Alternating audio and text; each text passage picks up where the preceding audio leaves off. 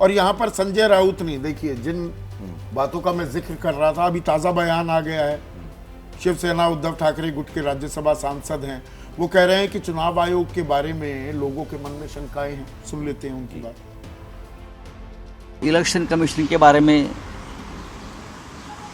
लोगों के मन में बहुत शंकाएं हैं। इलेक्शन कमीशन एक न्यूट्रल बॉडी है, एक संवैधानिक संस्था है, लेकिन जिस तरह से बार बार हमको जाकर, सभी विपक्षी दलों को जाकर चुनाव आयोग के सामने हाथ जोड़ना पड़ता है, कुछ बातें सामने लानी पड़ती है और चुनाव आयोग भी सुना अनसुना करती है, ये इंडिपेंडेंट बॉडी का लक्षण नहीं है। प्रधानमंत्री चुनाव के दिन ध्यान को बैठते हैं और पूरा फोकस चैनल पर उनका ऊपर आता है।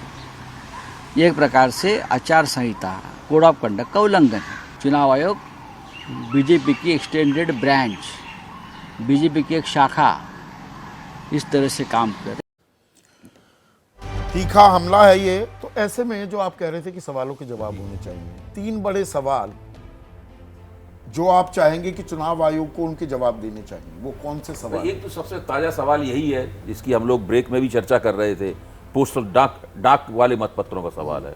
इस सवाल के ऊपर पूरी तरीके से उनकी स्पष्टता आनी चाहिए। दूसरे, उन्होंने प्रधानमंत्री के भाषणों पर या राहुल गांधी के भाषण पर जो अध्यक्षों को नोटिस दिए थे, उन नोटिसों का दरअसल हुआ क्या, उसके बारे में उनको साफ करना चाहिए। जब चुनाव लगभग खत्म होने की तरफ था, तब उन्होंने वो एक दिशा निर्देश भेजे कि आप ये बोलिए, ये मत बोलिए। इन सब का क्या मतलब है कि आप संविधान में मत बोलिए? अगर विपक्ष सरकार की योजनाओं के ऊपर आलोचना नहीं करेगा या प्रश्न नहीं उठाएगा या संविधान के ऊपर चर्चा नहीं होगी, चर्चा महत्वपूर्ण है कि नहीं वो अलग बात है, अपने विचार हो सकते हैं, लेकिन क्या आप विपक्ष को रोक सकते हैं कि आप इन विषयों पर न बोलें? ठीक है, तो ये एक बहुत बड़ा। दूसरी एक और छोटी बात, चुनाव आयोग का जो स्तर गिरा है, अब तो अखबारों में भी खुलेआम, अखबारों की संपादकीय पढ़िए, वो साफ तौर पर चुनाव आयोग की आलोचना, निंदात्मक आलोचना कर रहे हैं। तो खुल के चुनाव आयोग के खिलाफ लोग बोल रहे हैं। राकेश भाई, आपकी निगाह में कौन से वो सवाल हैं जिनके जवाब जरूर इस प्रेस कॉन्फ्रेंस में देने चाहिए चुनाव आयोग को, इसको महज एक औपचारिकता में तब्दील ना कर दें? उन सभी सवालों का जवाब चुनाव आयोग को स्पष्टता के साथ आपकी निगाह में कौन से देना चाहिए जो उसकी भूमिका को संदेहास्पद करते हैं, क्योंकि बहुत सारे सवाल हैं, सिर्फ 3 ही नहीं है, बहुत सारे सवाल। मैं चारों का एक सबसे बड़ा चीज ये है संदीप भाई कि चुनाव आयोग चुनाव के समय पर न्यायिक भूमिका में होता है और उसके हर दिशा निर्देश का पालन मतदाता, पार्टी और प्रत्याशी करते हैं। जो भी दिशा निर्देश होती है उसका पालना करते हैं।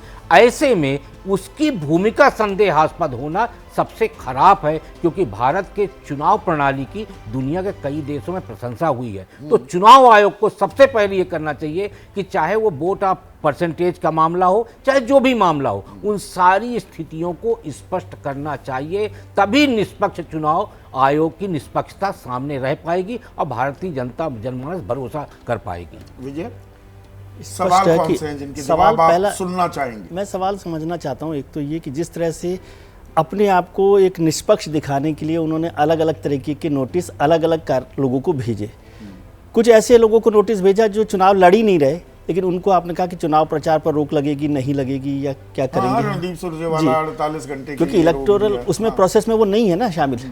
कैंडिडेट हो तो ठीक है, मैं इसीलिए वो उदाहरण। दूसरी बात कि कुछ लोगों को आपने नोटिस नहीं देकर उसकी जगह पार्टी के अध्यक्ष को ये जिम्मेदारी दी। क्या पार्टी अध्यक्ष किसी व्यक्ति के लिए जिम्मेदार है? कानून में कोई ऐसी व्यवस्था है कि इस तरह से बनाना चाहिए?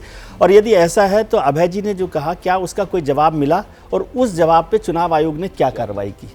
तीसरी बात, जो वोटिंग परसेंटेज को लेकर जो बहुत कुछ हुआ, उस पर मैं समझता हूं कि उन्हें पहले ही सफाई देनी चाहिए। हालांकि ये कहा गया कि उसको वेबसाइट पर डाल दिया गया था, लेकिन फिर भी, क्योंकि हमेशा ये बात कही जाती है कि दिखने में भी निष्पक्षता होनी चाहिए। बिल्कुल, ये लोकतंत्र का पूरा सिस्टम आपसे भरोसे बैठा हुआ चुनाव आयोग और निष्पक्ष नहीं होनी चाहिए, लगना भी चाहिए, वो दिखनी भी होती, दिखनी भी चाहिए। आज एक सवाल खड़े हो रहे हैं, ये पॉलिटिकल पार्टीज पर सवाल नहीं है। हाँ। चुनाव आयोग पर सवाल है। जो आज आप कह रहे हो काउंटिंग में ये हो गया, एग्जिट पोल पर ये हो गया, क्योंकि कल क्या होगा, तो ये सारे सवाल चुनाव और लोकतंत्र के लिए सबसे जरूरी है कि चुनाव आयोग की तस्वीर साफ रहे।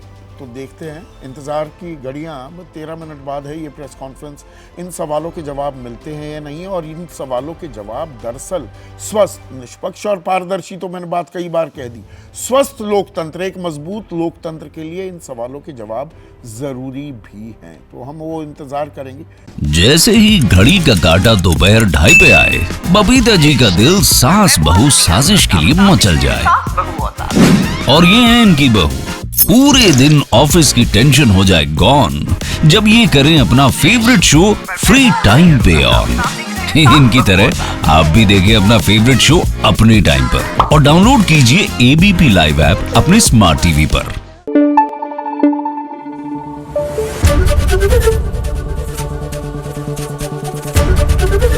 एबीपी न्यूज आपको रखे आगे।